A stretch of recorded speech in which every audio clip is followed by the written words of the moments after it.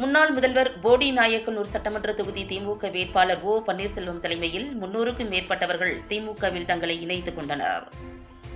தேனி மாவட்டம் போடியில் முன்னாள் முதல்வர் OPS அலுவலகத்தில் போடி ஒன்றியம் அம்மாப்பட்டியின் முன்னாள் ஊராட்சி மன்ற தலைவர் ஆசை தம்பி தலைமையில் பெருமாள் கவுண்டன்பட்டி அம்மாப்பட்டி பகுதியைச் சேர்ந்த மாற்றுக் கட்சியைச் சேர்ந்த 300க்கும் மேற்பட்ட பெண்கள் மற்றும் ஆண்கள் அக்கட்சியில் இருந்து விலகி முன்னாள் முதல்வர் போடி நாயக்கனூர் சட்டமன்ற தொகுதி திமுக வேட்பாளர் ஓ பன்னீர்செல்வம் தலைமையில் தங்களை திமுகவில் இணைத்துக் கொண்டனர். திமுக தலைவர் ஸ்டாலின் அவர்களின் திராவிட மாடல் ஆட்சியின் சாதனைகளும் நன்னடத்தையுமே தாங்கள் திமுகவில் இணைய காரணம் என்று அவர்கள் கூறினர்.